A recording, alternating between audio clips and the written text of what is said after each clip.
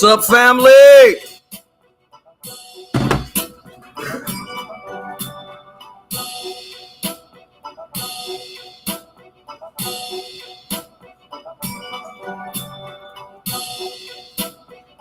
Get on up in here. You know what time it is. Tell a friend.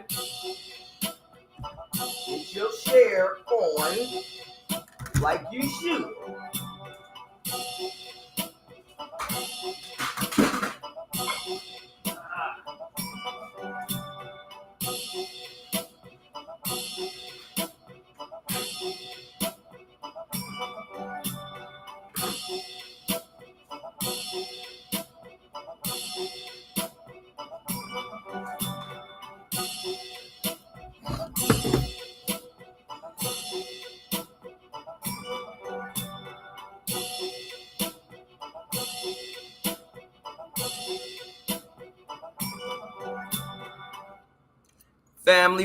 Family.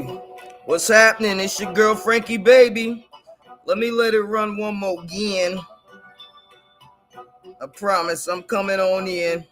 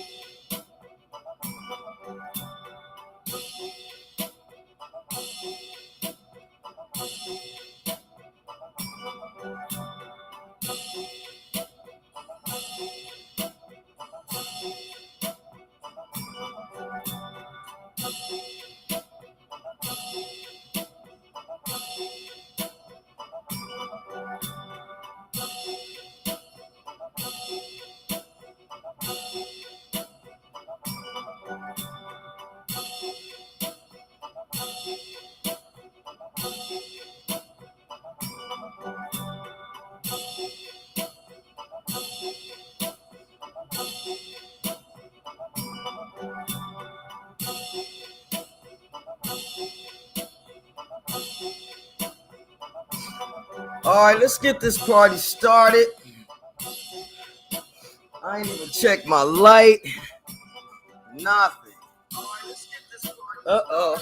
I'm sharing, that's for sure.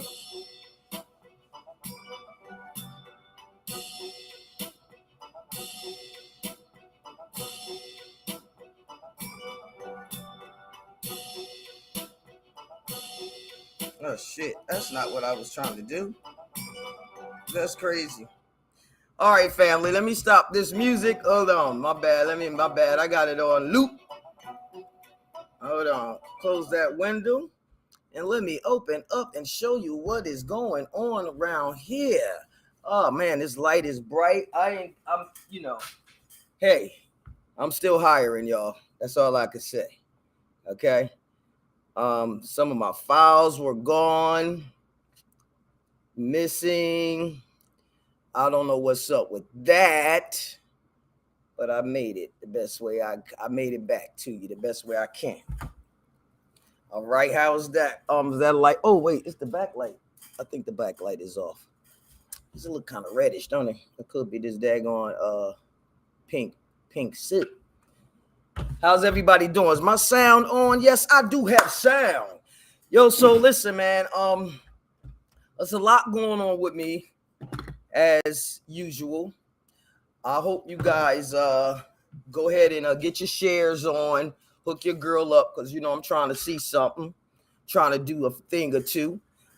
Yeah, I am going to need headphones for this. I have a pre-recorded show, all right, and needless to say, I got some good information.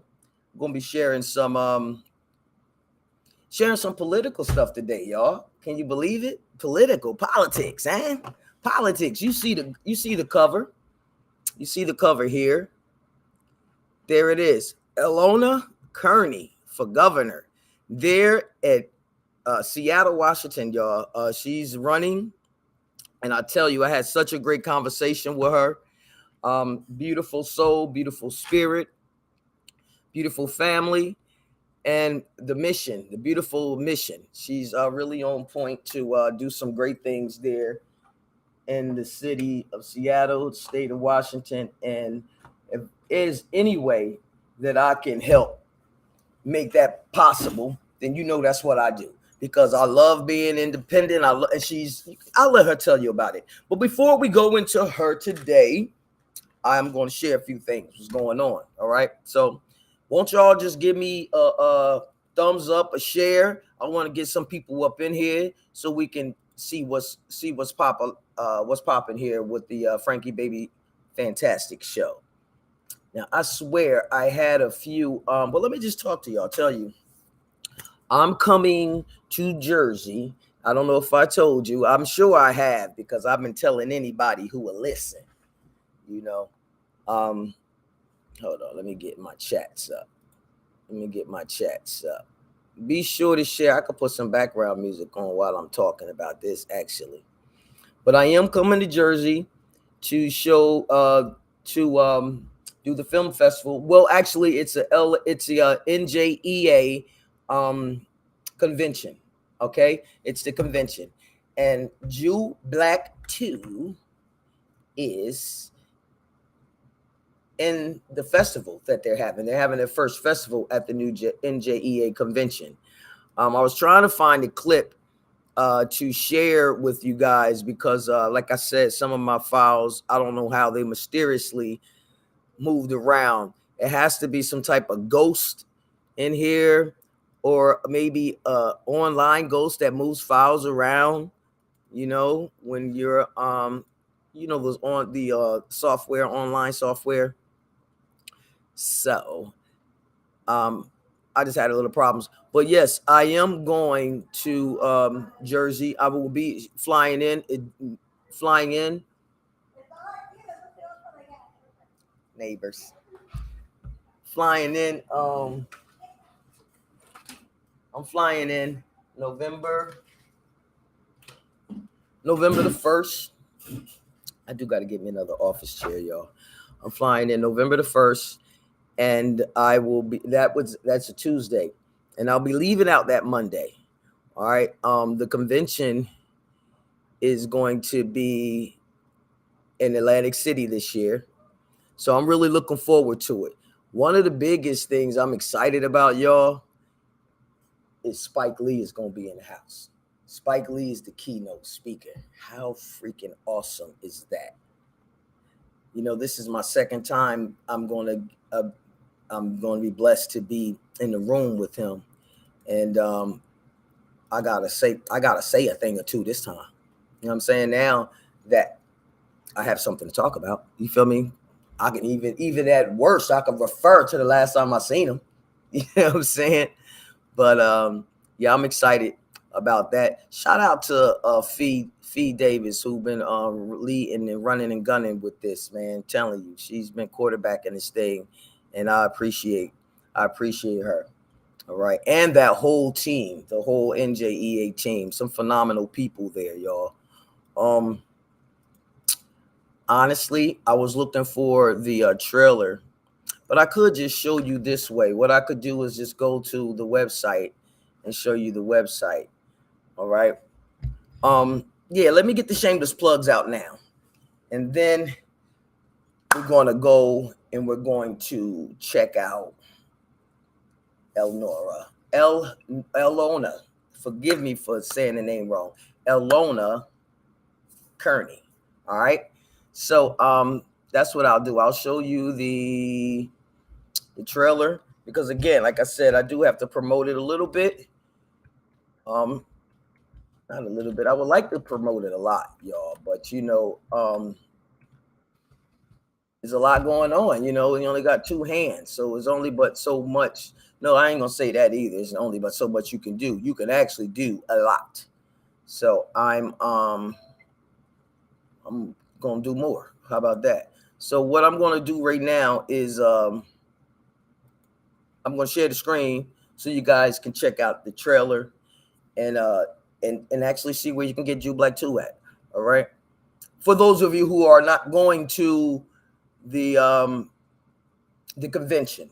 The convention is at NJEA. I should go to their page too. It's at NJEA.com. Let's see, or is it .org? I think it's .org. Yes, organization. I haven't been on there to know if they got their if they have the postings up. And it's like it's killing my eyes. I haven't been up there to know if they got their postings up. I mean, got their promos up for it yet. But it would be dope. All right, it would be dope. Dope. Let's see. I guess I could look first. Statewide conference, is that what it is? Also, they just have a schedule, I believe, y'all. I'm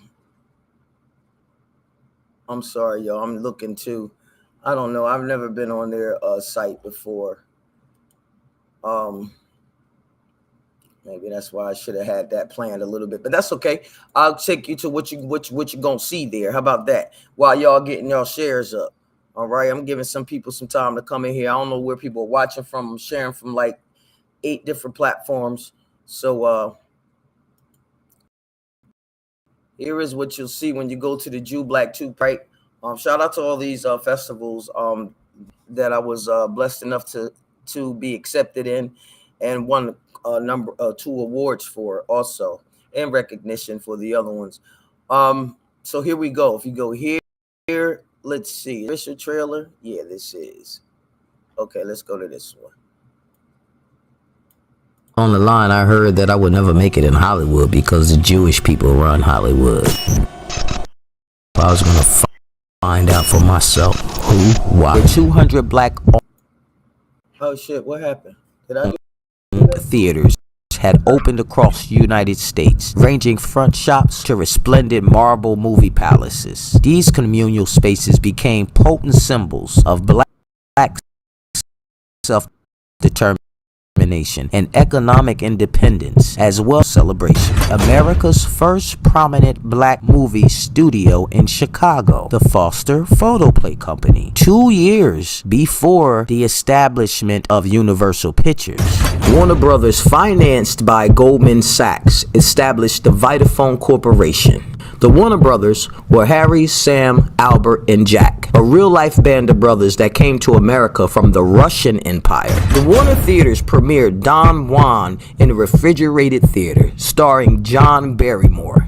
Yes, that John Barrymore. That Barrymore. Yes, Drew's great-grandfather. You know, Drew Barrymore. It's not by coincidence that she's in Hollywood. Besides the climate and beautiful scenery, Hollywood had one more additional advantage. It was only 100 miles to run for the border and get out of the U.S. to Mexico, where the trust patents were not in effect and thus equipment could not be seized. So that's how they started moving out to Hollywood. You get that? The major studios had a near monopoly on the movie business in the United States. Each studio had an exclusive contract with actors and directors, owned the theaters where their movies played, worked with each other to control how the movies were shown, and in some cases owned the companies that processed the film. Talk about a monopoly. Hollywood quickly poached top black talent like Evelyn Pierre and Paul Robeson. A sad telling detail: Paul Robeson's performance in Oscar's Body and Soul marked the only time he worked with black filmmakers. So basically, when he started working with the white people, he never worked with black filmmakers again. Hollywood actively banned black directors until studios faced economic disaster.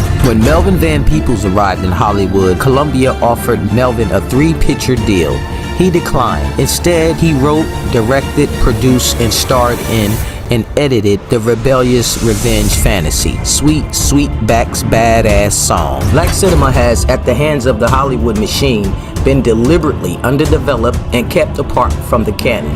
Black filmmakers saw this moment coming. Their work helps us understand it. For nearly 125 years, under the oppressive knee of systematic racism and in the teeth of unimaginable horrors, Hollywood is run by Jews.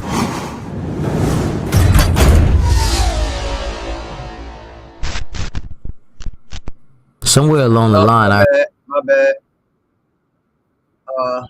I'm excited to be coming home to Jersey to see that. I mean, to check that and to share the talents and gifts with my hometown. You know what I'm saying? That's important to me, man.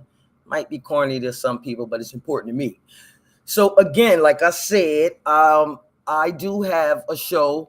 I spoke with this lady, Miss EL'ona Kearney, and man, I had a great time on this conversation. Here we go. Here when we were in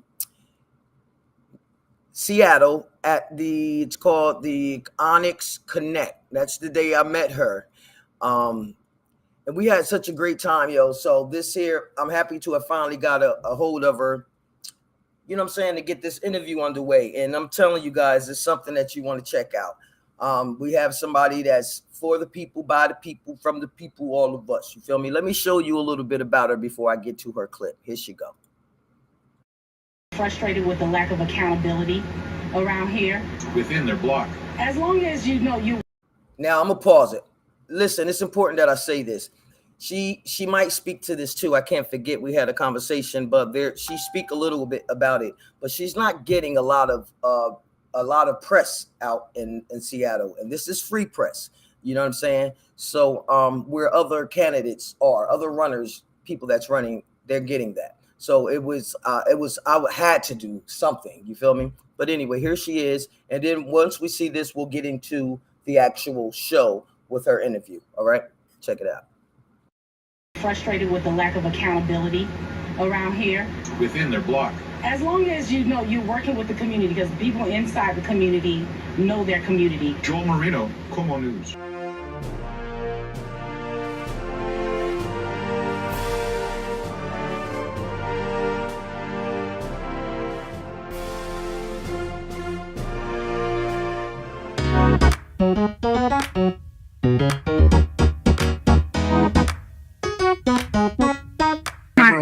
My slogan is uniting communities and removing labels. So I always harp on that, removing labels, because we're tired of being another data and statistics. So removing labels, my core values are unity, community, and support, because I believe Say that again. Unity, community, and support. Like that. I believe that if you support the communities and the skills in the communities, then we will not be fighting each other. We'll have more unity, and we'll start to build up the foundation of the state. And then back in those days, it was also difficult being biracial. So that was the difficult thing in school. Everyone knew I had a white dad because I always went to predominantly black schools. So on my white side of the family, we weren't acceptable, which is why it's so easier for me to be comfortable to say I'm black, because I don't know that side. Didn't grow up around that side, or wasn't taught about the culture of that side. But on on the black side, in the black communities, then there was always the attack of, then you are a half-breeded cracker. Yeah, you think you're white, or you think you're better than us. Oh, just because you're pretty. And it's like, I'm not trying to use any of these things, but they're thrown in my face. What goes on in our communities, of how we feel the injustice, or how we feel that how come we are struggling to be able to have the American dream, or the whole division that we have going on with left side, right side, all of these different things. I have experience in all of those things. The People's Advocate for a Better Future. Uniting communities and removing labels. Be a part of a community-driven campaign. Vote EL'ona Kearney for governor. Forgive me for the names, man. I try my best to really get the names. Shout out to all you people out there. Be sure to give me some thumbs up. I do talk back.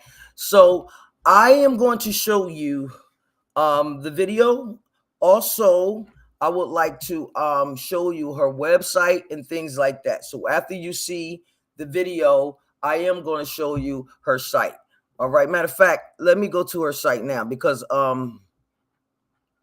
I still have to punch in some of the things, guys. Life happens. I swear, it's like it's like a million things we have to do, right? Life. So Liv, check it out. So if you guys, and she can take donations, I think, from anyone in anyone where in the country. All right. But she's definitely doing it for herself and for the people. The people is rocking this. All right. I'm not going to go too hard on this. I just want to give it to you right now. It's EL'ona RNEY Kearney. And I will put this in my, let me copy that now. I'll put that in the below there so you can check it out. So let's get into the video without further ado. Let's get into the show, because actually this is actually the show. We ain't start the show yet, right? Here we go. Let's go, baby. It's your girl Frankie, baby fantastic. I'll be hanging out in the chat. If y'all want to chat. Be sure to hold on. Let me post this right here. That should show up. That's her. I posted her website there in the chat too, y'all. So let's get ready. All right. Be sure to share, like, thumbs up. Okay. We need support. That's what we all doing this for. We're doing it to encourage, support each other, and get the message out there. All right.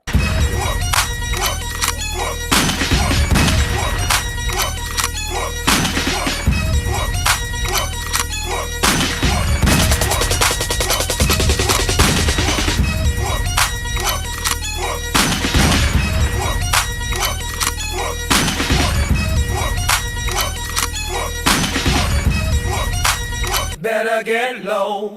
Baby, fantastic. Lights, camera, Rolling. action. 你好臭咩？好臭冇 fucking 用啦！出嚟行落西嚟講單位。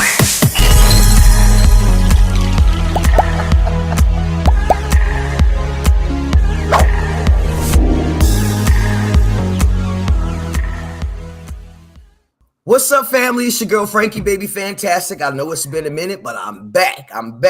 And as you know, I cover a lot of business stuff here, right? Well, today I got a treat. I have not just business, I have a politician, yes. So I'm going to bring her in and let her introduce herself. We're going to probably have a two-part show. One, we're going to discuss some Seattle greatness, what's going on, her running for governor. And then the second part, we'll get into some business stuff, okay? So without further ado, let's bring her on in. Hello. He's already Look at the cat. Let me see that cat. Let me see the cat. He's trying to be in the interview. Hey, buddy, let that cat. Look. Right, let that cat get that shine. What's the cat name? His name is What's the cat's name? Minestrone, but we call him Minnie. Minestrone. Ah, look at that, Minnie. If you want to be in the shot, you have to come this way. Right. Let that cat get the cameo. Yeah. So before we get too far in it, this is going to be a great interview. Thank you for coming on my show. I'm so grateful to have you here. Won't you introduce yourself? Tell the people a little bit about yourself. Yes. Hello, everyone. My name is EL'ona Kearney. I'm running for governor in Washington State. Let me correct that statement. I always tell people I'm not running. We are running for governor. I am a military veteran, the wife of a union worker. I used to be a single mom, and I'm a business entrepreneur. I have my own small business and forgiveness coaching. Oh, wow. That's amazing. So listen, when is the election? How long has this been going on? Tell me. I mean, forgive me. This is, you're going to teach us about politics too. Yes. So the election is August of next year, August 2024. It's every 4 years, and ours, for our state, it falls on the year of the presidential race. Okay. And I signed up last year in May. So people can declare for a race at any time, but you don't actually sign up till like May of the year of the campaign of the election year. Right. To be put on to the ballots. So we're early. You're earlier than usual? Yes. Is that what we're saying? Yeah. Okay. Yes. So what made you decide to run for 2024 governor of Washington State? Oh, so I'm mission. So just like everyone else, I'm fed up. That we have it. I get tired of. How come regular people like us who understand us and come from our communities don't run? And like I said, just like everyone else, where we feel like our voices aren't being heard, and we want to now have advocates in our political politicians. That's why I chose to run. Absolutely, absolutely. Already, it feels like I'm running with you, like, because that's been a distance between politicians and the people. You know what I mean? And they don't feel reached. They don't feel like you can relate to them. So, look, the cat got something to say too. I see. Yeah. Very vocal in the interview. He's standing over there looking. It's a he? Is it a he? Yes. That's what's up. Okay. You saying some good stuff. So I guess because my next question was, tell me about how what was your passion. So I guess that was your passion and how you got started. Hats off to you for that. We always say, be the change that you want to see. You know what I'm saying?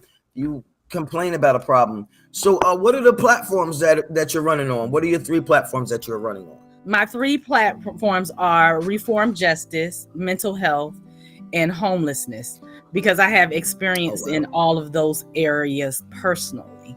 And I feel that too, those are the root of getting to any of these subjects, whether it's what goes on in our communities, of how we feel the injustice, or how we feel that how come we are struggling to be able to have the American dream, or we hold the vision that we have going on with left side, right side, all of these different things. I have experience in all of those things.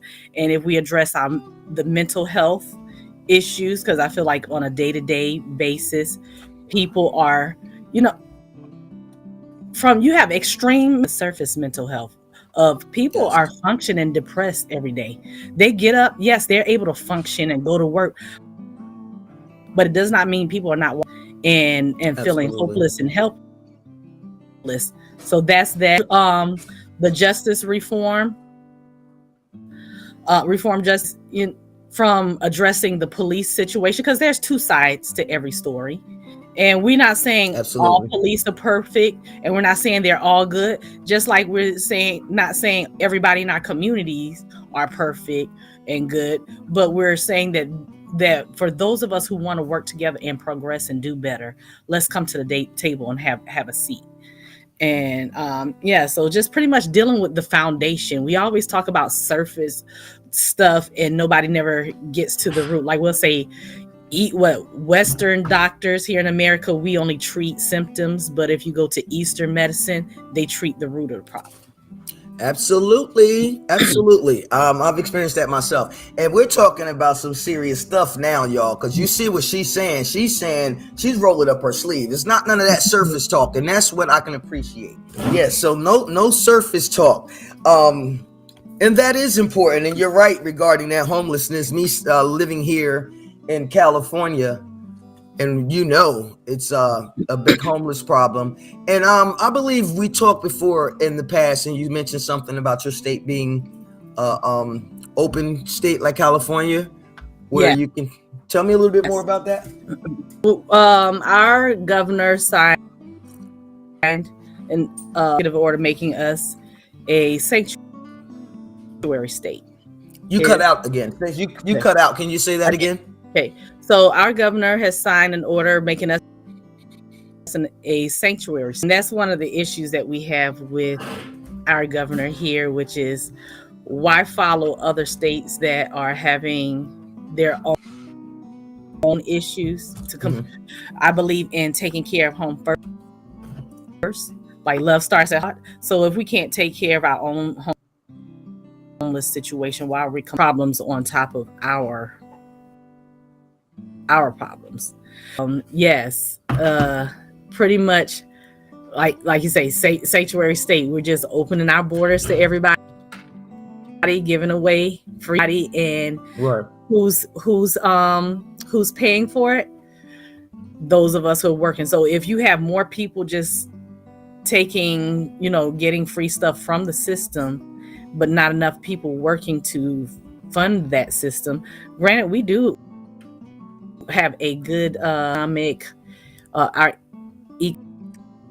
economy is our agriculture, the tech world, those type of things. But even in our tech world, we have people who have jobs, but they're living on the streets because they can't afford housing. So it's like address our situations first before we start trying to take care of everybody else. Right. Tell me one of your most discouraging moments since you started running in this campaign.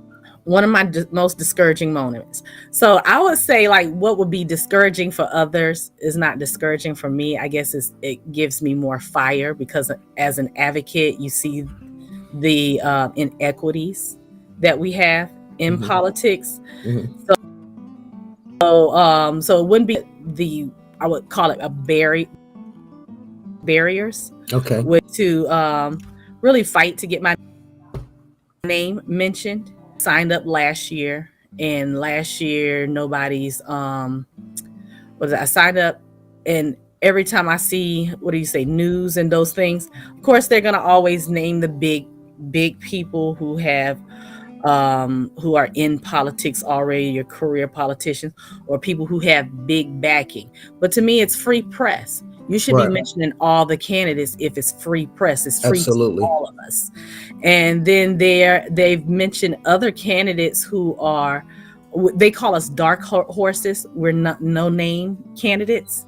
That's really what they're called? That's what yeah, they call us dark horses. So out of the dark horses, I was not getting mentioned. Other of them would get mentioned, and it's like, are you serious?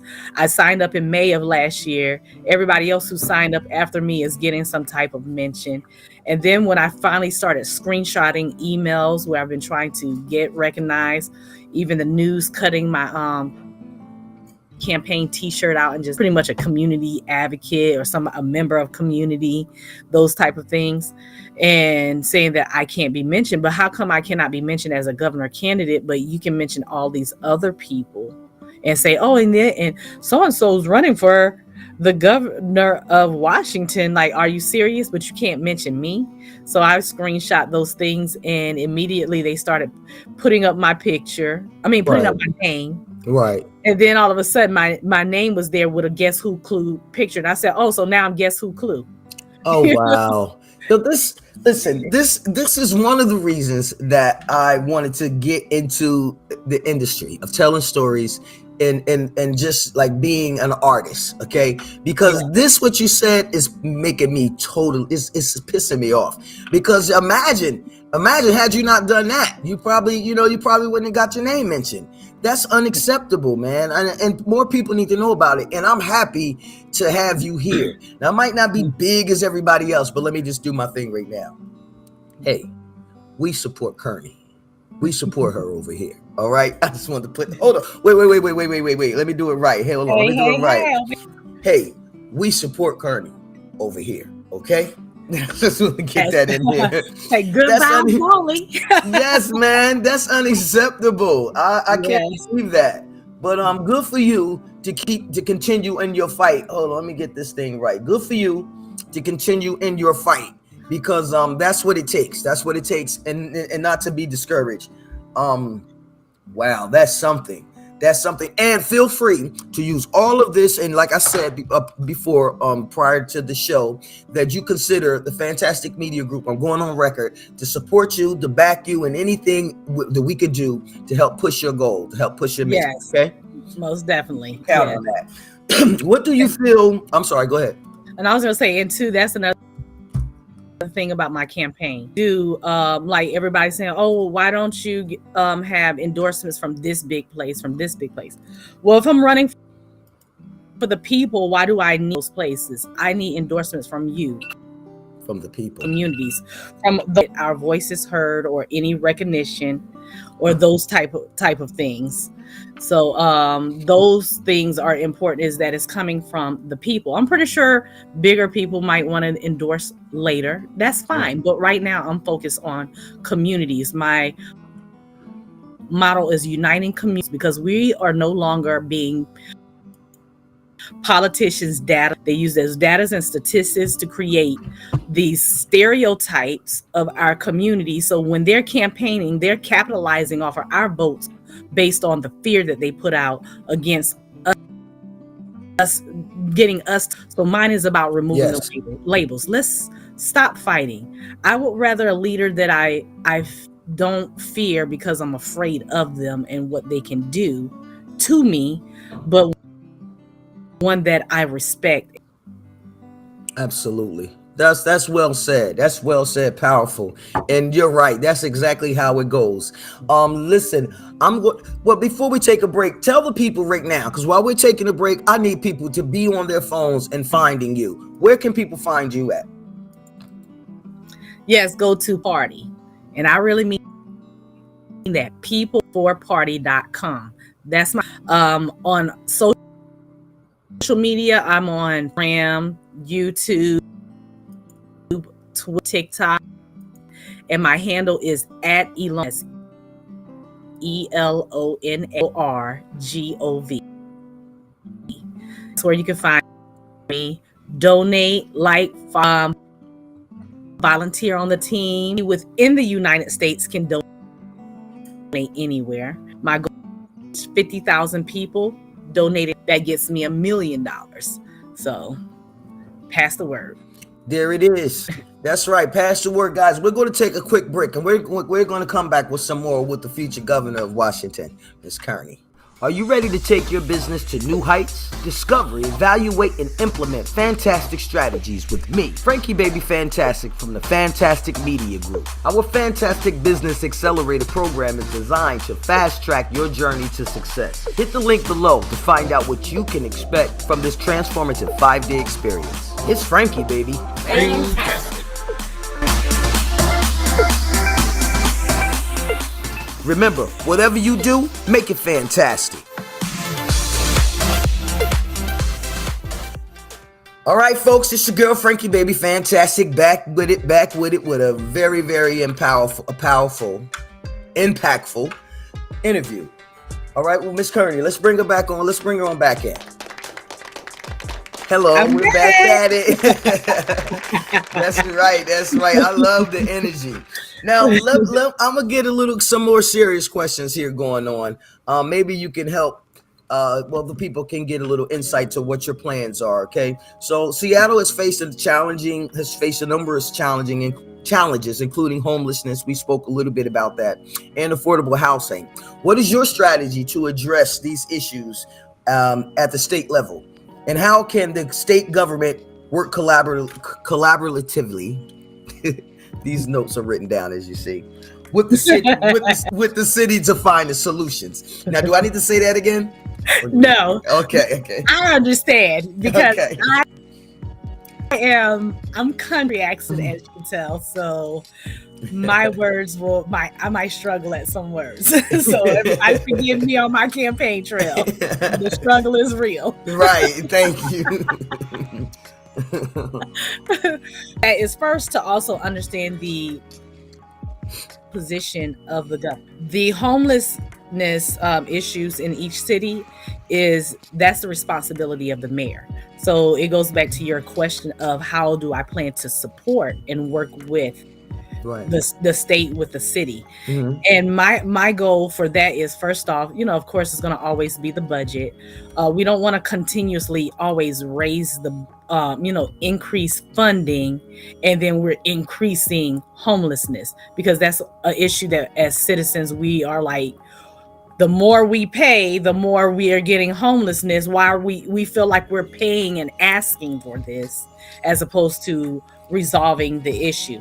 So one of my way of collaborating is to release in every municipal they have surplus land. So release the surplus land. Why are we constantly making our homeless, a homeless camp here and then transition every so often to another location, relocate here? So release the surplus land, put our homelessness camps there, our unhoused camps there, have the churches and the nonprofits run those. Have them also be required to utilize our small businesses who are our disadvantaged businesses who That's are right. trying to pump them and have and build their portfolio. Right. let them utilize their nonprofit funding and those funding to be able to hire them to come in and do certain things, but the churches and the nonprofits will maintain those camps. And because a lot of them really have a heart for those people in that community and have relatability, because they might have someone that has suffered from that or been a part of that or been a part of that themselves, Right. that they know best in that community, and give them a discount on sewage and water fees, those type of things. Have our resources to be able to come out there. The place, not trying to find IDs, driver license. So it's where our co-op, like in the co-op business, I can utilize a co-op and have my business mail and address go to that place. So now they'll be able to get their IDs, because some of them don't have IDs. We're out there. And even though we have programs for veterans to be able to get into housing, you have some that want to be out there still, despite that there are other programs for whatever reason. And so those type of things, so, and to provide to them for that, and then taking to help people who have jobs that are not on drug, afford housing, and what is the gap of being able to get into the housing, the funding that they need to get into housing and to maintain it. Utilize that funding to help that, because I remember when I was a single mom, was needing help to pay rent at some point, and is only but so much money, so you have to hurry up and be on that phone calling as soon as 8 o'clock was it hit, you calling, because other than that, it's gonna be a long line, and by the time you get through, I'm sorry, we're out of funding. Right, absolutely. Yo, now, see, you just blew my wig off for something. You said every municipality has a surplus land. Yes. That's news to me. I mean, I'm not in politics, but why haven't I've never heard of that? Well, I found out about it by asking. I had to ask other politicians. A lot of our politicians here don't speak to me, but other politicians from other states who were willing to help me look up and show me where these things are. And they showed me our RCWs of where they are. And reason why it becomes an issue and people don't hear about it is because I guess, like my mom always taught me who's right, but it's about what's right. And with the whole party, it's about who gets the credibility and who gets to be. Nobody's just gonna do what's right for the people. Wow. That's mind blowing. Now listen, I'm gonna jump around a little bit because you brought up the budget. Now I know, especially if you're from the party, you're not what do you say, career politician, you might get some pushback. People may say, hey, you're just a mom, you can only manage the household budget. How do you plan on managing this big $1 million budget? What do you say to that? Well, first off, I say that a lot of stuff that our governor does, let's be real, nobody knows everything. Nobody can do everything themselves. So governor is all of that in a bag of chips, then I'm sorry, somebody need to pop your bag.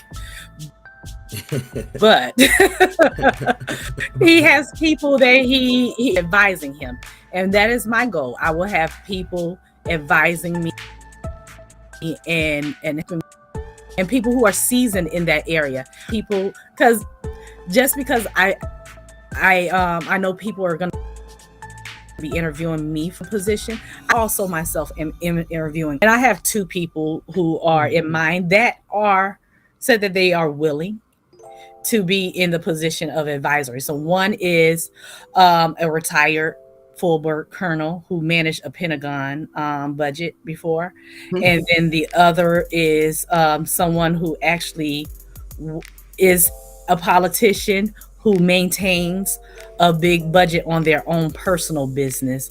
Of it might be $1 million level, but I'm pretty sure they can increase that to $1 billion.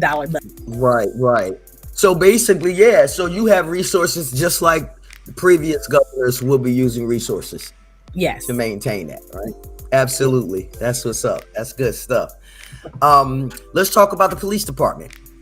All right. Yes. So Seattle, the police department and law enforcement have been the topics of concerns and debates. All right. How do you plan to address the public safety and policy reform, ensuring a fair and just system that meets the needs of both residents and law enforcement? My campaign, where it's my core values are unity, community, and support. So I believe in supporting the skills in the community, the people in the community, and that way we can bring more unity when we're supporting, giving the support. Right. So I would give support to both sides. I know I was approached one time, like, oh, you can't give support to both sides, and it not a regular person. It was like a special organization. Oh, wow. And I said, but you can. If we stop trying to label, and labeling dehumanizes us to each other. So let's start with the police. Police, like I said, police are not, we know everybody's not always good on the police force. Those on the police force, you have people who have tried to be whistleblowers, but they've received retaliation.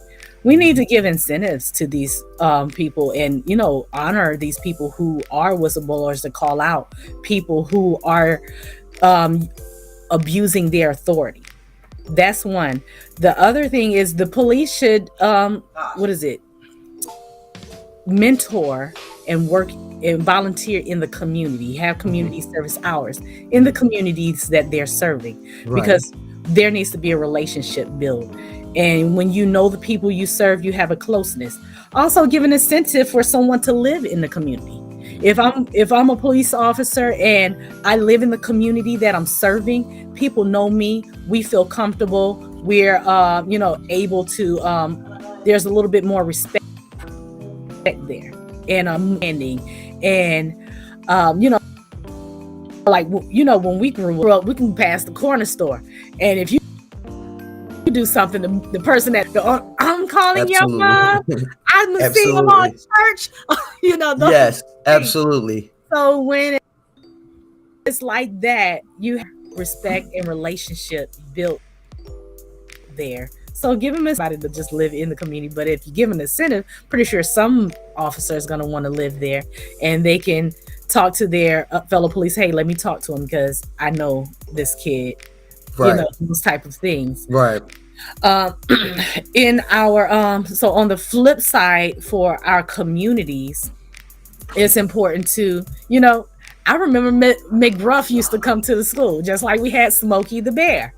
Those things were about bringing awareness. So bring some type of awareness. What back then, those things captured our attention. Those things were fun. What would be something attention grabbing for the youth nowadays to have not only just police, but I think that we should bring in ex-felons. Right. Those that we know that are reformed. My husband is one of those. He served, he was in prison for 24 years for murder, but he's been, to me, a poster child of what reform justice That's what's up. And he mentors youth, but bring in and ex-felons to work together and mentor and show you, to deter, because we need preventive maintenance as well, be doing damage control. So those are some of my ideas. I think that's excellent. Yeah, I think that's excellent. And, I used to want to be a police officer back when I was young. And it's because of those reasons, because I knew some of the police officers, you know what I mean? It was like a community. And you're right in regards to having those incentives, because a lot of police officers, I happen to know a few, and some of them all do speak the term that we bleed blue. Okay. So having incentives, they are a little reluctant to tell on their brother, you know what I mean? But incentives programs will help that out, because like you said, there are some great officers on the force. Yes. Yeah, definitely. Good stuff. I appreciate you sharing that with us. Let's talk about the education. Education is a significant part of any governor's role. What are your priorities for improving education in Seattle and throughout the state, from early childhood education to higher education? Yes. So once again, the education is going to go back to the school board now. Okay. However, I will work with the school board because I believe, as you said, education, it's important. And there's a lot of that can be taught through education. I know a lot of times we always say a lot of propaganda gets taught through school. So why not start teaching our youth how to, whatever happened to learning critical thinking? Our kids need to learn how to critically think. Our kids need to learn how to de-escalate situations. Right. Learn how to I can't believe I'm forgetting some of these words, but conflict resolve, because these new kids don't have any. I was about to describe what I was trying to say. Conflict resolution. Yes. Peer mediation. All of these things are things that help us to be more assertive. Our Absolutely. kids don't know how to be assertive, so instead passive aggressive or suicidal. Yes. And these should be the options that our youth only have. So granted, education, yes, math, those things. Our kids here are on I think they said elementary level, and that's sad. Granted, this is a a tech state. Mm-hmm. It is also important to remember that when we take away something, the ability, let me give you a description so that way you can help me word this. Okay. So I have a degenerative arthritis in my knee. Mm-hmm. And my doctor gave me a knee brace, and he said, don't always rely on that knee brace. Only use it when you really, really, really, really need it. Mm-hmm. Because if you have that knee brace, then it's going to make your other leg weak. Mm-hmm. Because you're not forcing yourself to utilize those muscles. Right. So if we have nothing but technology in our school and we're taking away those skills that allow us to be creative, to think critically, that allow us to, we were humanly created to do. Right. Be creators and to be active. Right. Actually, yeah, I see what you're saying. Yeah, so yes, maybe it does. It was. Yeah, move technology to a technology class, but still require these kids to sit here and utilize, actually write. And absolutely, even if that's a little the iPad have to write, they still need to be able to. Yes.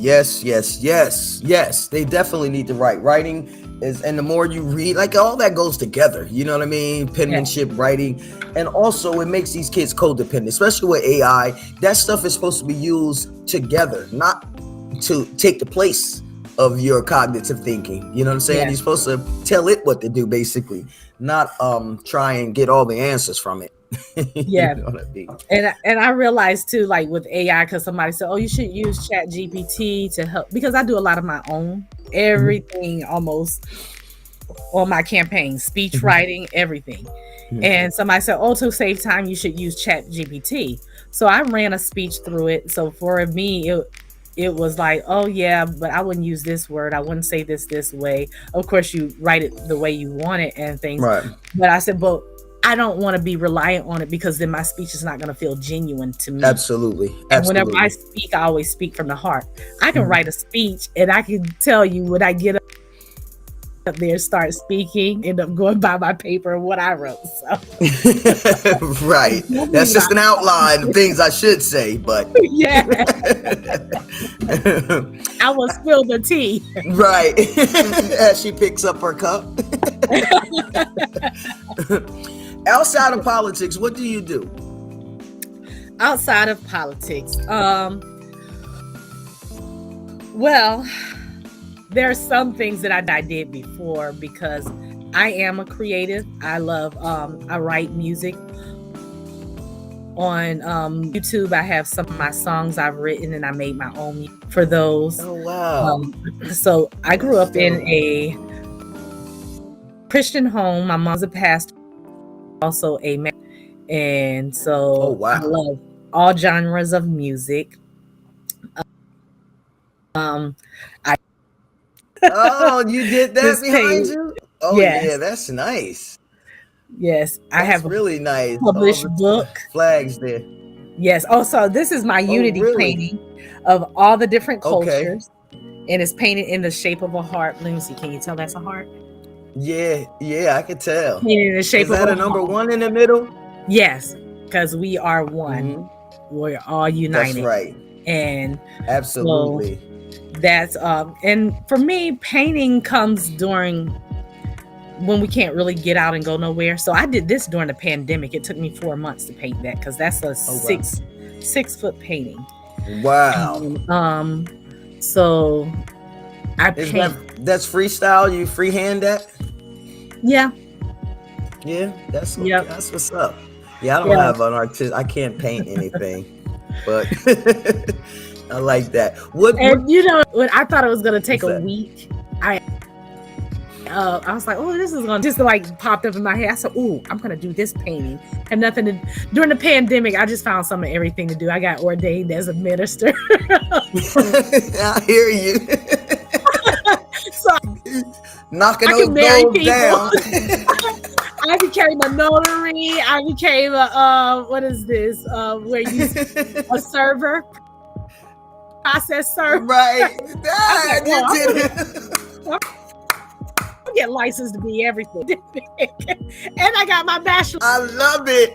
Degree. I love it. That's what's up. That's what you mean. That's what they mean when they say go hard in the paint. Yeah. So I was like, y'all can be sitting around here talking about how y'all depressed because we all shut in of everything. Everything somebody. I know that's right. That's what's up. Good for you. Yes. That's inspiring, for real. That is really inspiring, man. And that's the type of energy you want from your future governor, y'all. Yeah. Like, come on, anybody else see this? What do you want to be remembered? I was gonna say, and I also represented myself in court, a contractor to court. And I did my own court and represented myself and won. I will tell you, it is no joke going to that law library and trying to understand the law. That's what's up. But you know what though? I spoke to you earlier. I spoke to you, and your family has been known for a few firsts. You want to talk to me about that cheerleading thing? Let me talk to me about that. Let me see. My grandmother. The first. Okay. My grandmother. She was Church of God in Christ. Kojic. I know. I want to say her church was, paid off. Her church was like everybody in the community bought that church, and so she was a lot of first in her community. There in Inverness, so everybody knew her. Everybody knew her so well that when she passed away, they shut down the main streets because the whole funeral procession. We had to use the fairgrounds, and there were people still outside the fairgrounds of people who flew from everywhere for my grandma. And so my mom would have to tell you about all of those first. But my mother, however, after desegregation, my mom was the first Black majorette, and my aunt was the first Black cheerleader.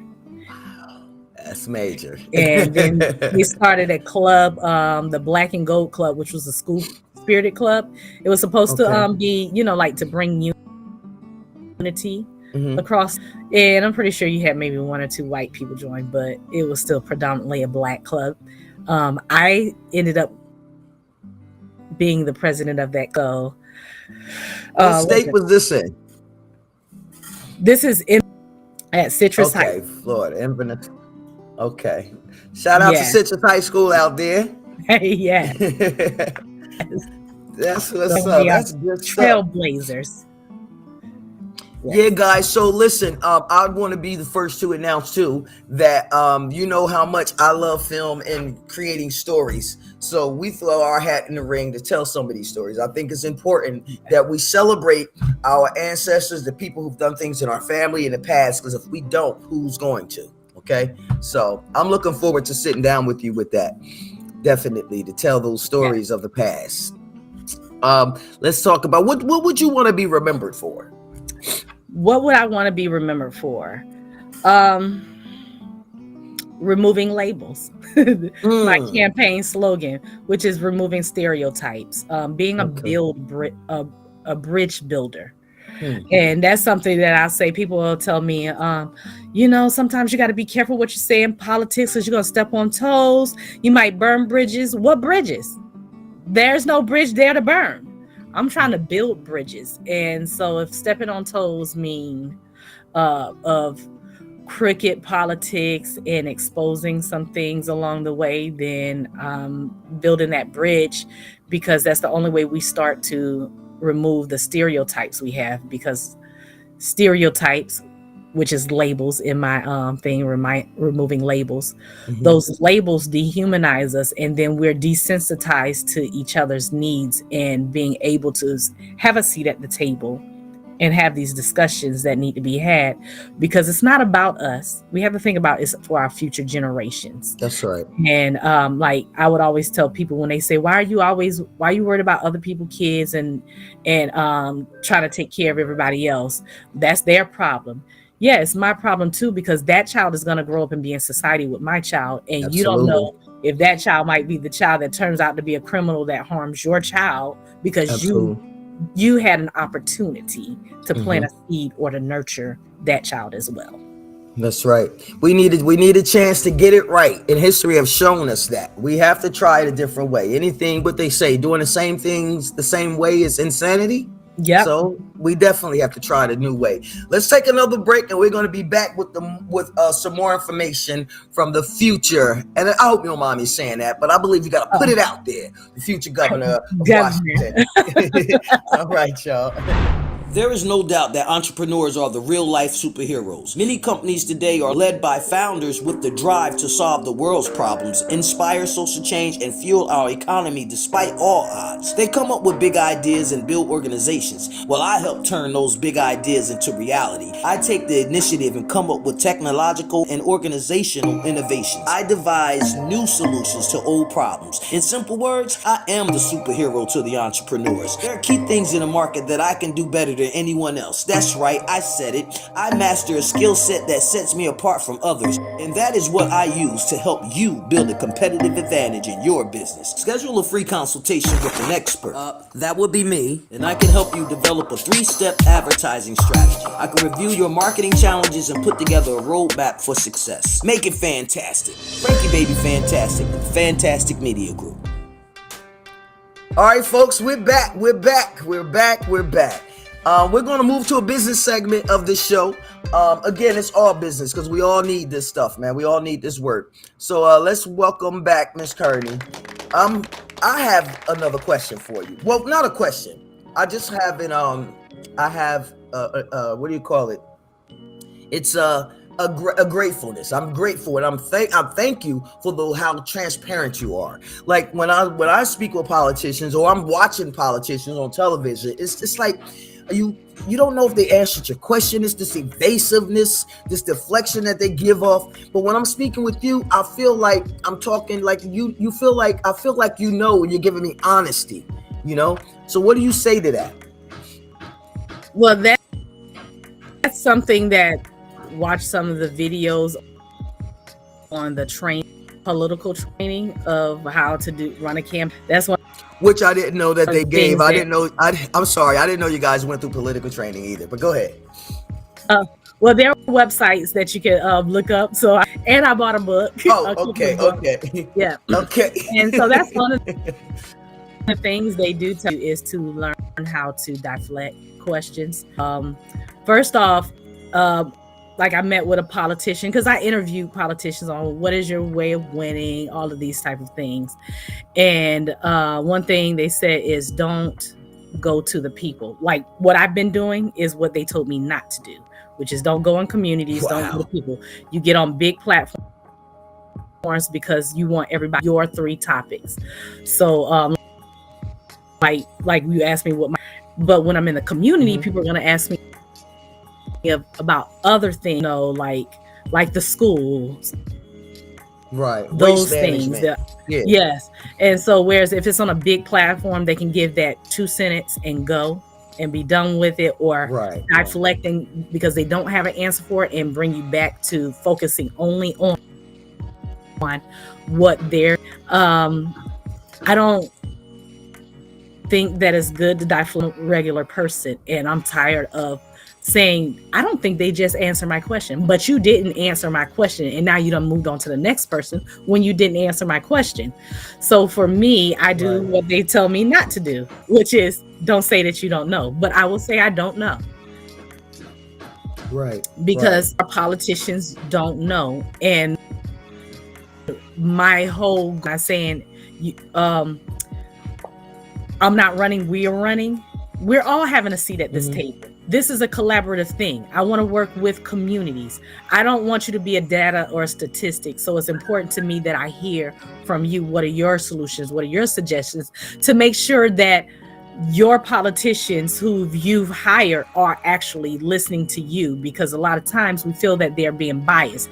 Did these people really say this, or did you just go off on a tangent and do your own thing? Right. So representation and that the people are being heard. So if I don't know, I'm going to tell you I don't know. However, I would like the people at the table who are key stakeholders to knowing if that experience, like I've experienced homelessness. I've experienced issues with the justice, the justice system. Right. I've experienced with mental health. Because I was, that'll be in our next segment. I'll talk about that later. Okay. But I've experienced all of those things. So I know what it's like at statistics. When it's topics that I don't know, those are the people I want to hear. And those are the people that are most important to having a seat at the table. We're going to have a seat at this table and we're not just sitting there. That's right. I hear that, man. Y'all hear that? I hear that. That's what's up. That's good stuff. That's good stuff. And I appreciate it. I definitely appreciate you going against the grain. And I guess in my own words, it's like you're in the trenches with us. I appreciate that. And that you're not hiding and deflecting. Am I talking like I'm living in Seattle? I swear I am. Like I feel well, our governor copies everything y'all do in California, so you probably are. Right. Tell me this. Speaking of in the trenches. You was there when this is a little off topic, but kind of on topic. I want to talk about January 6th, if you don't mind. Can we talk about that a little bit? Sure. You was there. Give us a little bit. You was actually boots on the ground. What was going on, man? I mean, my mom called me. She thought the world was coming to an end. Really? What was going on? For those of you, funny. Wait. For those of you that don't know what we're talking about January the 6th when they stormed the Capitol, correct? Yes. So yes, go ahead, give it to me. So I wasn't in the Capitol or over there, but when I walked up to was it like as you come, I want to say you have like these different streets that come up to the Capitol. And then there's the Capitol in this little, I don't know, triangle shaped area space that it is in. So as you come there, there's police. There were no barricades, these barricades that they were talking about when I walked up there, but there were no barricades. There was police asking, oh, you want to go into the Capitol? Say, heck nah. I said, you see how many people over there? Right. I don't do claustrophobic situations. I'm good. I'm going over here where food is, the bathroom, and I'm a spectate, So I was sitting across. So wait, what was going on at that time when they offered you to go over there? At that time, I just saw people were just walking up to the building. I can't really tell what was going on at the building because it was just crowds of people, and that they were chanting "Stop the Steal." Okay. And there was because there were supposed to be celebrities. There's rappers that were supposed to be performing. So there was somebody setting up a stage for people to do that, and I think a screen where everybody can watch the and whatnot. Okay. So my understanding from my email was that there was going to be some what do you call that? Proof released about the ballots and the ballot tampering or whatever it was. And that's what, was supposed to be displayed on the big screen. I didn't know anything about anybody was supposed to really be inside. Okay. Except for the police, and I was like, hey, no. But so while I was sitting over, there was a camera, I think it was Fox News was set up behind me. And I wasn't really paying attention to what they were doing. Getting a phone call from my family saying, "Are you okay? They have them hostage in the building." I'm like, "What do you mean hostage?" Everything just looked normal to me. Like people just walking up there, they're just chanting. They had these scaffolds or whatever, kind of like bleachers on both sides of the building. I did point it out. And they said that you guys they're climbing into the building. So I did see some look like teenagers climbing the side of the building, but it wasn't to go in the building. There was platforms right there. And then there was police standing right here that they looked like they was just nonchalantly talking. And then the news was standing there saying, oh, they are a bunch of, it sounded like they was pretty much calling them white supremacists, breaking into the building and all this other stuff. So I said, are you serious? You gonna stand right here and stand in front of us and lie? Like we're not all looking at the same thing. And so like we all started yelling and we booed them away, and they went and set up someplace else. But I'm like, what is going on? So I said, well, I'm gonna walk over and see so I can record for you guys live what's going on, because I don't know what was going on inside, so I can't vouch for that. Standing when we saw 16 passenger vans riding by, and somebody said, there go all the politicians, they're leaving the building. So how's anybody being held hostage if they're in the vans? I don't know for a fact if they were in those vans or not, but I know it was like 4 or 5, well, it was a clean of vans just leaving. So when I walked over there, it's like all the software itself was fried. Like I couldn't record nothing, nothing. I didn't have no more phone, period. Really? Would you pick up your phone and it's black? What? Yeah, like when I walked closer, because I was trying to record, it just went blank. Like how when your phone dies, that's what I thought. Like I know my phone had full battery and things. So then I walked up, I got close. I came running out of the building saying my friend was just shot. That was the Babbitt lady. It was like, my friend just got shot and they wouldn't let us save us. They made us stand there and watch her die. We could have saved her. I'm trained in and so I was like confused. I was like, what is going on? Because fake to me. I don't know. I'm not trying to downplay anybody's experience. No, I get you. That's what I want. I just want through your take. Yeah. But I was like, what is going on? Like, is this because it felt like unreal. And I saw people going in. I didn't see nobody beating up police or anything, unless that's something that happened earlier that I didn't witness. I did see the broken window up there that was already broken when I had come over, but people were just going in and out.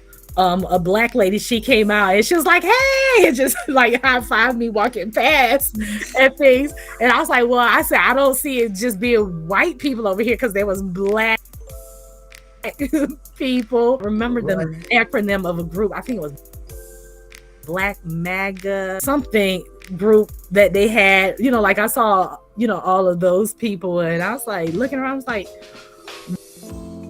what is going on? Too many different things going on to even try to get a grip of understanding on. And like I said, I looked up, the police officers were just standing up there. They was just like having a conversation. Then there was a group of people holding hands praying, and the police took him through, what do you call that, a smoke bomb down in the middle of them. And so I was like, well, dang, like, who is? Like, what the county? Wow. What happened to the celebrity rappers? Like, what happened? Right. And somebody run out and said they're calling the National Guards. Now, mind you,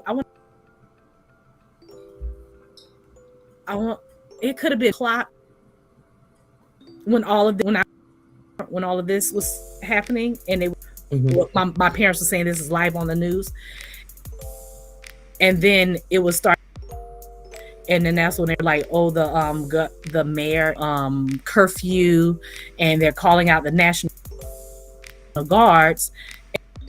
Smoke that was coming from the stuff that they threw into the people praying, like that smoke was starting to bother my eyes and things. And so somebody, you know how if somebody come out running fire or guns or something, everybody starts running, that type of thing. Well, somebody came out running saying, what is those things? The cameras, that the cameras are doing facial. They're gonna come and drag us all to jail and blah. And so like, they're, guys better run, you better leave. So people start running. I wasn't in a spot to where I was tight, because that's one thing I don't like to do, is because of that reason, because anybody can be trampled on over some stupid stuff. So I wasn't in a spot where I would be trampled on, but I was like, they were yelling and doing this, and people start running. So I'm looking like, I'm just gonna wait for them to finish running, because I'm not, in this which whole way to crowd go. going down those stairs. So funny, because a guy thought that I was stuck because I was trying to get low from the because they were steady throwing those smoke things. So I've been in the military, tear so gas, I need to get lower to the ground. You're not getting all of that inhaled. So I was trying to get low, and I guess he thought that I was struggling, and he threw me off the balcony, because like to go up to the Capitol, there's some steps you walk up, and things. And so he said I was scared of heights. I was trying to say I was scared of heights, but it was so funny because another guy at the bottom turned around and caught me. He's like, thank you. And I said, thank you. I was just trying to wait for the crowd. Because I'm not trying to get, what do you say that, like over, when people are afraid and they panic and they're just all running and not thinking. I wasn't trying to get caught in that. So I was just trying to wait for a safe exit. Well, I'm not mad at the guy. Kudos to him, because looking out for me. But I was just gonna throw me off the balcony. Wait, I'm afraid of heights. Yeah. And it wasn't that far. It's probably just a 6-foot drop, but it's still, Right. But and so like I can see how you can take all the that you have of that and make it look like else, and like people are doing other things based on what I was only probably, I want to say maybe 200 or 300 people out there at the Capitol. It wasn't a whole lot of people in, and you making it seem like it's droves of people. Right. I had already left from the Capitol. During the speech at the White House, Trump told home that that Pence was not going to allow the evidence to be revealed. So what they came to watch is probably not gonna happen. But if they go to the Capitol, or if like the entertainment and stuff that's supposed to be going, then you might as well just go home. So like that was millions of people out there at the White House. So from millions to a couple of hundred of people, that a lot of people went home. So right. So that's why I was I'll tell you what. Yeah, I mean, it's not far-fetched. I mean, this is the belief of me and my fantastic media group and alone. I mean, me alone. But I'm not hard pressed to believe in what they call false alarms or things like that. I can recall, and thanks for your service too. I'm also a military veteran. I Thank can you, recall Taylor. things where we would have. Absolutely, I can recall when we have exercises, and some of these exercises were recorded, and sometimes you would have fake casualties and stuff like that. So that's all I'm gonna say about that. But I'm just saying that I'm not. This is one of the reasons I got into the lane of telling stories. So we can get to the bottom of the real stories, and media can be manipulated. We will say that. And that's to my experience, because I was in military intelligence. So the battalion I was in, I learned a lot, even with how we frame people that can be good people, but we just need to be able to flesh them out because they won't give us what we want. So we make everybody else hate them and think they're bad. Like Saddam Hussein, that man loved his people. And we tried to make it like he was putting those kids in danger. He would never do that.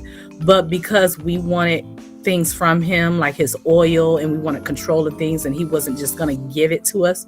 He was trying to protect the best interests of his people. We put out that propaganda. We put out those things to be able to flush out good people and make them hated by the world. Malcolm X said it. He said that the media will have you hating a good person and having a bad person looking like an angel. Absolutely. But, Absolutely. Right. So absolutely. I'm not saying everybody that's I would say both sides of the aisles, Republican, Democrat, nobody's clean or good, So I'm not a party poster child. The Democrat Party don't even support me. They don't even make my life easy running in this race. So I don't run for the party. I run for the people. Absolutely. And so everything that I see when they said about ballot deniers are racist and stuff, but my thing is the hypocrisy that we have. And we've been saying, what Democrats Party, we've been saying, oh yes, the ballots are rigged, and things. Take up for Trump because I'm not like I'm not nobody's champion or promoter or endorser. But when we've had two politicians here who said that they asked for ballot recalls and they turned around and ended up winning. The other side says they want a ballot recall and just a recount. We say no, that they can't. They're taking away our democracy. But are we not doing that by not allowing them the same thing that we just took for ourselves, was a ballot recount? Right. And to me, that's not democracy, and that to me is a destruction of democracy. If we feel that we won by a landslide, then there should be no problem for a recount. Win by a landslide or still win by a great number, if anything. So those things were concerning to me, and I don't take anybody's side just because I'm your party or I'm your group. I believe in what's right and not who's right. Like we all are not, we're not all perfect, but we're tired of misinformation. That misinformation comes from both sides. It does. Misinformation is very dangerous. It's very dangerous, and it's I know I did something, I forget where I read it, but it was years ago. I'm talking like with Edward Bernays and Sigmund Freud, like these times where certain people were using using media to kind of turn the people, like for the war effort. Okay. Propaganda was used in Germany, all types of places. However, when most of the countries decided to stop, I believe this was like in the 40s or 50s, maybe, they decided to stop using propaganda and the television to help its war effort. America continued. America still uses it. Just facts. Yeah, it was Facts banned, correct. and it was banned, and then wrote it back in and unbanned it. See, didn't know that. See what happens when you talk to people. Are you serious? Yep, there it is. Yeah, because Obama I wrote looked it up. back I was in. like, I thought propaganda was banned, and then I looked it up, and then it said wrote down that we can have propaganda again. Right. That's why we're back into our misinformation stage, not just from social media. Yes, we have that in social media, but when we can't trust the media, who's supposed to give us fair, free press. So yes, I don't trust media because they're not giving me fair and free press. They just did an article, May, I think it was. Like if you go on Wikipedia and there's this number by my name, you click it, it'll take you to an article written by another woman of color at that. And I told her, I sent her an email saying, can you please correct your article? Because one, you said that I just announced in May, as if I announced this, but I signed up last year and announced in May of 2022. So that needs to be corrected. Secondly, in the campaign, I said, I don't care if you put this or not, because rounds that I would be the first Black woman in the history of the United States to mention that another candidate will be the first Black governor to win, while me as a, my historical Right. presidents. And like I said, I don't care if you put that. I'm not running on grounds or standards. I have more substance than that. Dismissed me in a lot of things article, and you gave me a little sentence blurb while you gave a full article to all the other candidates that I'm running to. So right. It makes you wonder who hired her. Yeah. Yeah. That was the Watcher News. So, The Watcher News. The Watcher News, huh? Man. The Watcher newspaper. Yeah, man, we have to definitely start digging the research for ourselves, and it's hard to trust certain outlets and platforms nowadays. So, I mean, it's unfortunate, but we have to be more active and deliberate about finding out the truths, those truths. It's unfortunate, but this is a journey.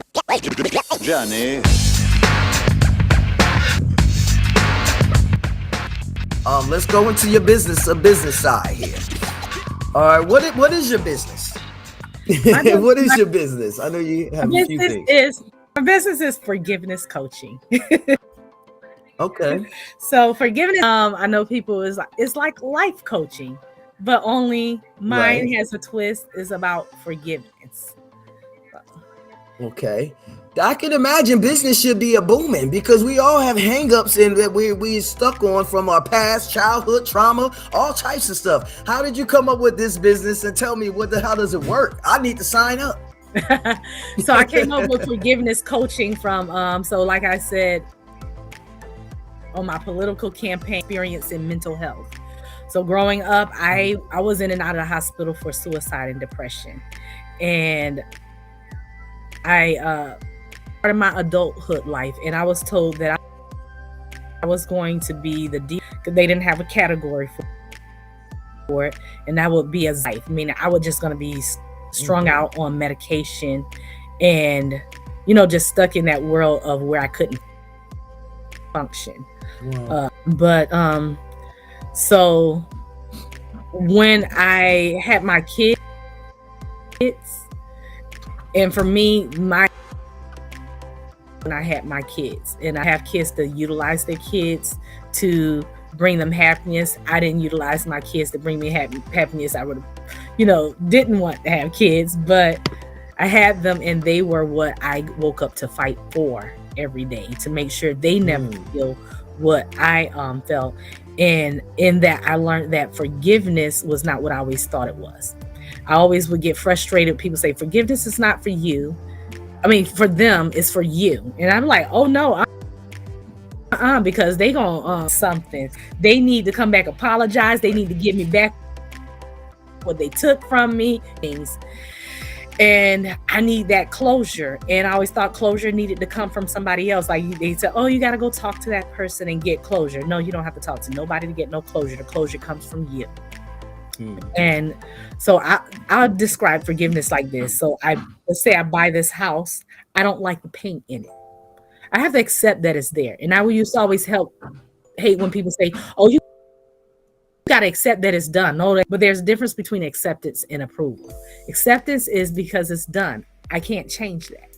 So I have to accept that paint is there. I don't like it. Now I either approve or disapprove of it.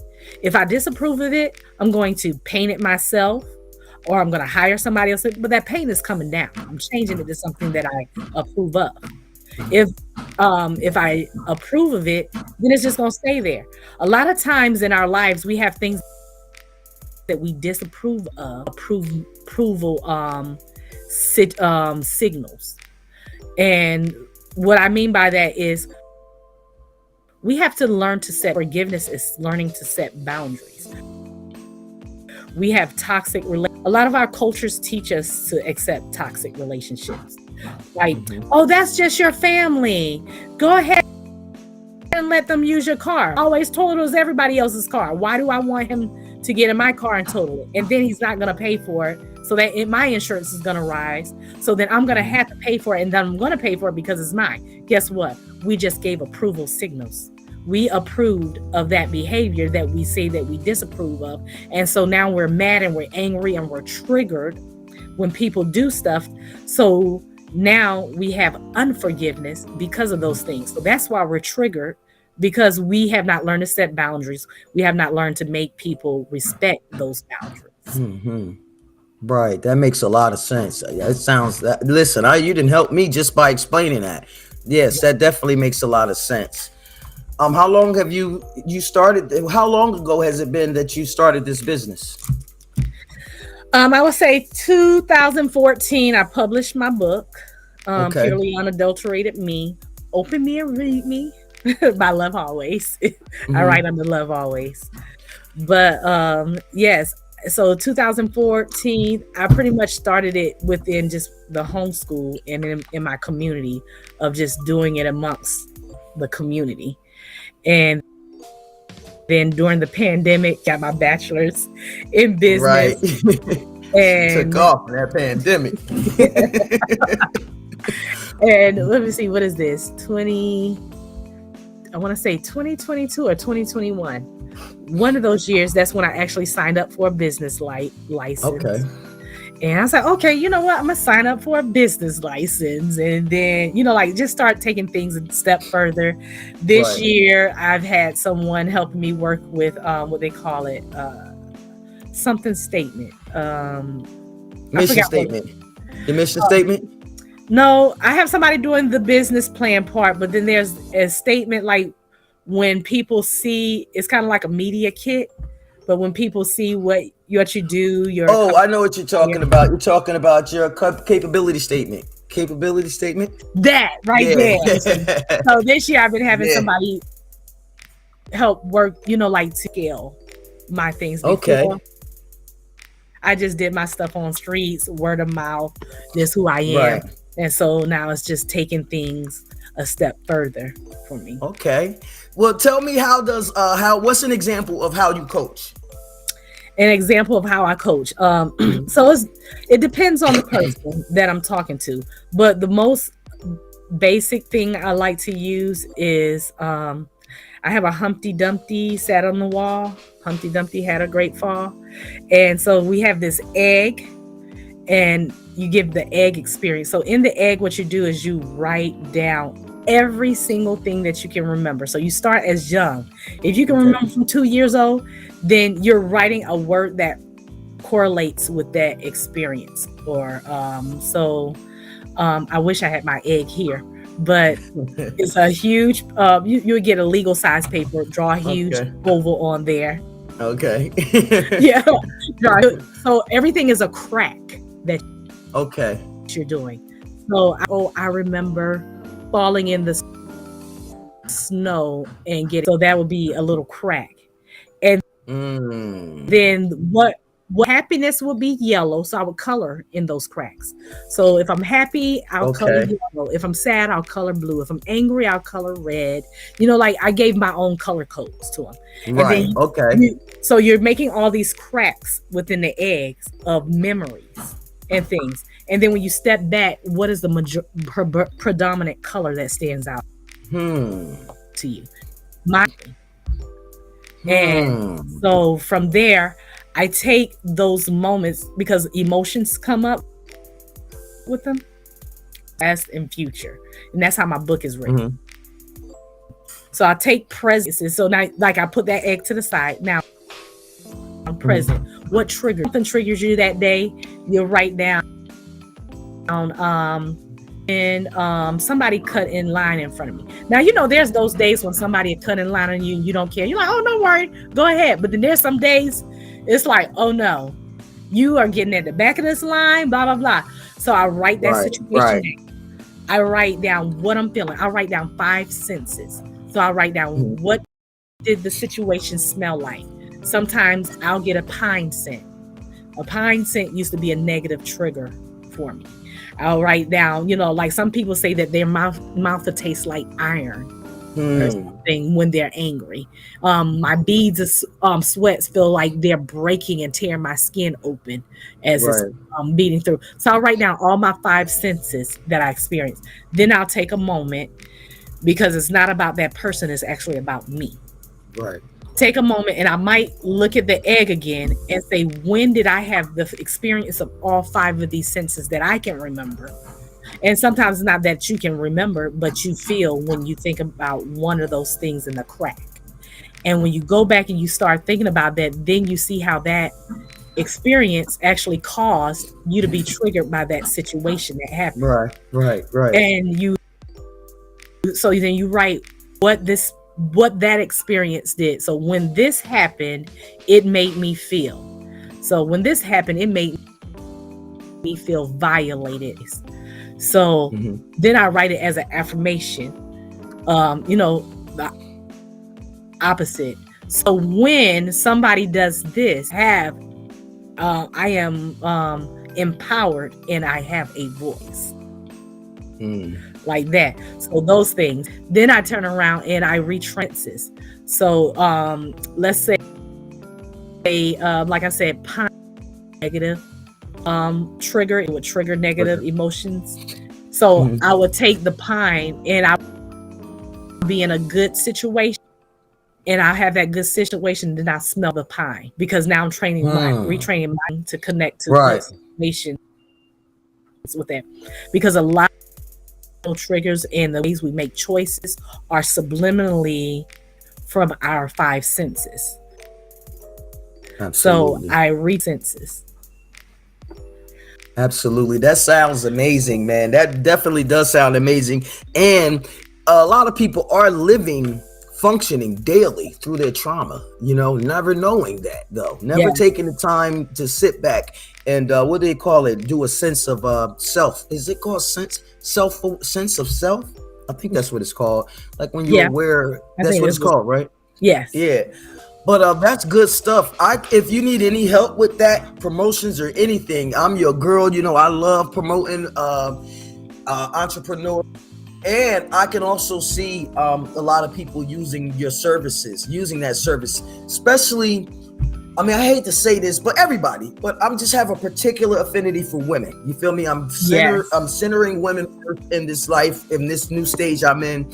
And it's so important, especially being an entrepreneur. We have to unlock so many things, and women get a bad rap. I just hate to say that, but all across the world, we get a bad rap. You know what I'm saying? Yeah. Hold on, I'll call them back. Tell me, what is important? All right, what is important to have as a business mindset? There we go. So what is important in your entrepreneurial or business mindset? What's important to you? What's important to me is adaptability and being able to evolve. So you know, adapt to each situation that you're put in. So in the military, you know, like chameleon, like around people and where you are, and evolve. Our society is constantly changing, so we have to evolve with it and not be stuck with things have to be just this way. You can still have it that way, and you know, and evolve. So I think that's important. That's right. That's right. Hey, if you ever do an online thing with your coaching, please let us know. Let me know too. So, you know, I could try and be helpful, do something with it, promote it, and be a part. You know what I mean? I really like that interactive thing. Me too. I've had my situations with depression and things like that. And, you know, being a veteran, you get to go to certain things that help you. And, all types of different techniques, but I'm very interested in your technique. I like that you can tangibly see these colors, and you're writing your own cracks. You know how to nurse this thing. Well, basically, you have to dig in yourself to pour it out. So I like that. Please keep me in the loop. That's what I need to do. Go ahead. I was like, oh, I should probably do something like that, and probably make it a Christmas special where people can order. People can order for each other to be able to come and attend the session and do a 4-week session, because it takes 30 days to change your mind and your habit. So Yes. Any way you need me to help do it, I mean, I can even help you out with you organize it, where you could do your first session, you record it, and now you got yourself a program that you can sell that you don't have to be there to do it. You understand what I'm saying? You record the class. But definitely, you have my support. Yeah. What other irons do you have in the fire? What other irons I have in the fire? You know, I try not to keep too many irons in the fire because I'm campaigning full time. Okay. But as I'm going out and I'm seeing networking, I'm a creator. I've met one lady. She's actually on my team. She does. She started a book company for her book who's in elementary. Okay. But she has these game boards that are blank that people can create their own games. And I think that would be a good community thing and activity. I haven't decided if I do it through my campaign or just do it off the campaign, because I just like interacting with the community and not feeling so politicized. But we get together and have a family night of family creating their own game and inventing their own games, creating an inventor and sparking those different type of things. And I don't know if you heard of this game called was it Jack in the Box? I think that's what it's called. Jack in the Box a long time ago. Yeah. Well, no, it's a game on you play it virtually. Everybody has their phones and they play it virtually. Oh no, I haven't heard of that. No. Yeah, Jackbox or Jack in the Box, something like that. But it's fun, and it has like those entrepreneurial building games that you're playing and you're competing. So So I was thinking about doing that type of an event. Yeah. As well as probably doing an online conference with people everywhere of what we just talked about. Right. Yeah. People coming through. Yeah. And I would give people assignments like, go ahead and have your egg filled out before this session, because we're gonna go over our eggs, and we're gonna do this, and we're gonna have these exercises, and then the following week, here's your exercise to bring to the next session, and I'll talk, and those type of things of working on retraining and giving, of course, accountability partners, even if I'm that accountability partner. But that's why I said I don't have too many irons in the fire because of campaigning full time, but I still need to nurture some of my other interests. When it starts raining, and if we get snow this year, of course, I'll be back to painting, because that's what I do. Right. I see. I like that. That's amazing. I love the fact that you're creative, and you're right. We have to get back into making things. I mean, life has become so robotic where we don't even create anything anymore. You know what I mean? It's very important so we can keep the pistons running and firing off in our brains, man. I mean, I don't even think they have shop in school anymore. We had creative classes when we were in school. I don't know if they have that yet still, but you know. Yeah. How did you overcome the challenges and achieve it? And what were the steps that you took, personal and or business? Okay. How I overcame challenges is, first off, I went back to my whole forgiveness thing of what in my past makes me feel like I can't do this or I'm not good enough for this. And I addressed that. And then like when I say I write my book, present, past, future. So my future part is those affirmations. Once I address why I feel the way I do about myself or about the world, then I write an affirmation, which is a positive outcome of that. And I constantly tell myself, that's the top. I just shot for the top seat of the state. I didn't shoot for the top seat because I would have been president, but I shot for the top seat of the state. And rather than saying, oh, I can't do this, or having imposter syndrome, which we can tend to have, and legitimately so, is I can do this. That's right. And I don't say I can, we can do this. That's because we are doing this together, and I'm not taking this on by myself. And when I speak, I know that people can relate to me because we all have this experience. I represent 90% of Washington, of what Washington at least wants. That's so, right. you know, I speak those affirmations, and I didn't think that affirmations worked for the longest. But when I had it every day when I was waking up, my affirmation for my kids, you know, I wasn't going to try anymore. My kids need me. And so one day I realized that something happened and I wasn't triggered by the situation. I was more motivated to heal that situation and make a better outcome, that I realized that daily I was actually doing affirmations without knowing I was doing affirmations. Absolutely. So I create my own. Yes, you have to. I created an affirmation book as well. We have to create our own, and it's very important because if we don't, we're subjected to live the same affirmations that we unknowingly tell ourselves from young. And some of them aren't so healthy. You know what I mean? Yes. So we definitely have to create our own. How's the children now? I imagine they're older now, but how are they? They are 22 and 23. What? Okay. They on the campaign trail. My gray hair. And you know, that's something I don't do with my kids. Is I know people in politics have their whole family there. They take picture ops. My kids, we take pictures here and there for a campaign, but I mostly keep them out of it in a sense. I know people are gonna probably, as things pick up, be trying to look on their page, bother them. Your mom is running for governor. But I tell my kids, I said, if you want to be involved in my campaign, you can be involved. Right. If you don't want to, I'm not, you know, politicians where everybody in the family is doing something, giving speeches. I do try to prepare things because they might turn around and say, hey, you know, I can speak up because I represent this community.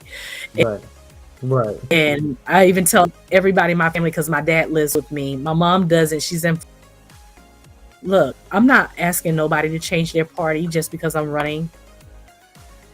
As a Democrat, I'm not saying change to be what I am.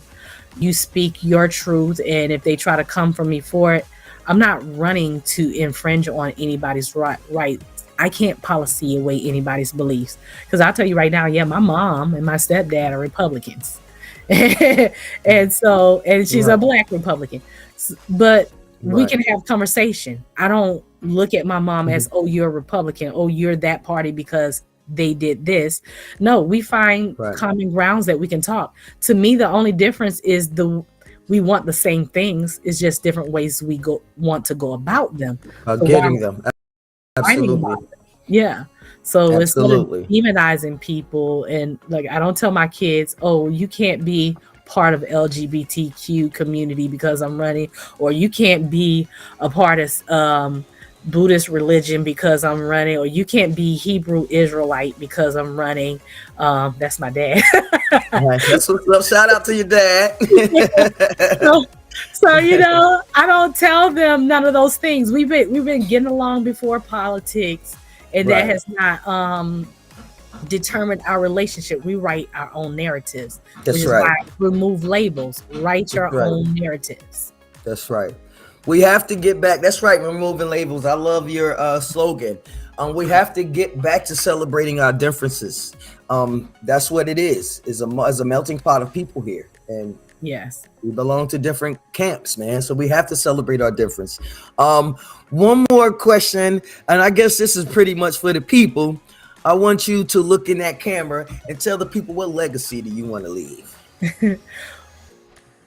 What legacy I want to leave? A legacy of uniting, being a bridge builder, as I said earlier, as well as my slogan for my forgiveness coaching is be a promotion, not the emotion. So for me, my narrative for that is be a promotion of forgiveness and not the emotion of a traumatic past. I love that. Woo! You got some words on you, girl. I like that. I really enjoy hanging out with you today, man. It's been such a pleasure. Pleasure. I learned a lot. And again, I'm going to give you this whole thing. I'm going to chop it up and do a few punches that I think could be helpful as well. For those of you that don't know, we met in Seattle. Shout out to Amanda Davis. I was there working on her book, her cartoon she had, Surprises Just P. And we went to an event called, we went to that event I met you at, which is called, what's it called? Onyx Connect. Yeah, Onyx Connect. Yes. Are they supporting you? Shout out to the Onyx Connect and all the beautiful people, entrepreneurs that we met there too. Yes, I'm going to be selling my book at their event on December 6th. Okay, that's what's up. Shout out to the Onyx Connect and all the beautiful entrepreneurs we met there. I've been talking about that experience since I left. So yes, good stuff. Good stuff. Well, any last words you want to say before we before we cut it off? Sure. I would like to tell everybody, make sure that, you don't just judge somebody and just assume that they are whatever it is that you're assuming they are, because we've been indoctrinated through our experiences, our childhood, in school. Those different things have created and shaped. I always stay closed-minded. They always say it's good to learn, relearn, unlearn, and relearn again, because you are going through growth. That what you learned before is not going to always suit you for the next level in life. So if we want to increase in our level of our perception, we have to be willing and open to meet people, talk to people, and put aside our biases just to be able to be open to hear. Absolutely. Shout that campaign slogan one more time for me. Campaign slogan is uniting communities and removing labels. There it is. You heard her. Well, we want to thank you for hanging out with us, the Fantastic Media Group, Frankie Baby Fantastic, yours truly. And I swear, man, once again, I can't stress enough that we support you. I support you in anything you got, anything you need that I can help with. You make sure you pick up that phone, hit us up. All right? Yes, definitely. Yes. All right now. Good luck and have a fantastic day.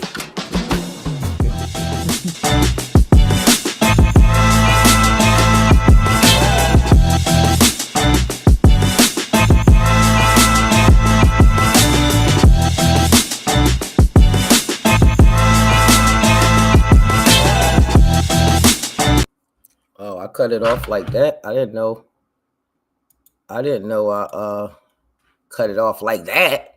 Well, I appreciate y'all for watching. Be sure to go check her out, EL'ona Kearney, the people's advocate for a better future. All right. That show was a little longer than my usual shows.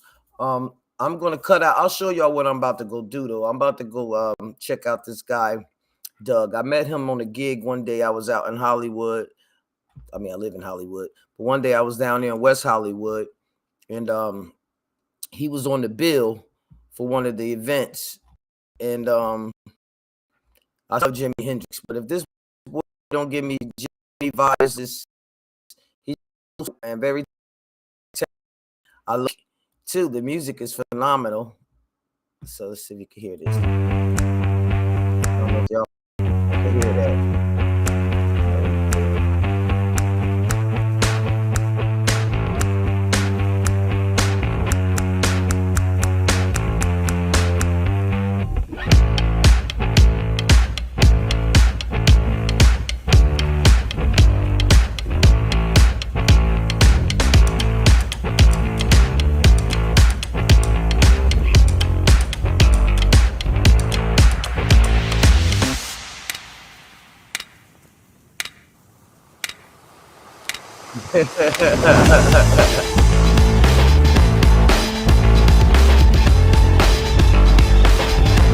That's my man, yo. I love his energy. So that's what's up with Frankie Baby Fantastic. I'm about to go out there in West Hollywood. You see, I got my West Hollywood colors on. And go give the brother some support and get me something to eat. I will be finishing up my trip to Seattle. I do have some more footage and stuff to show. We do have Amanda's stuff that we're gonna get with too. I have to get with her today. Oh man, I gotta call her. But anyway, you guys, that's really it for me. I'm kind of tired. If I don't get out of here, the door's open at 6. If I don't get out of here, I probably won't. Damn, I was bright. I probably won't make it. So I'm gonna try to bunk on up out of here now while I got the energy, and go grab me some food and head on down to the spot. All right. Let me show y'all my new walking stick. Hold on.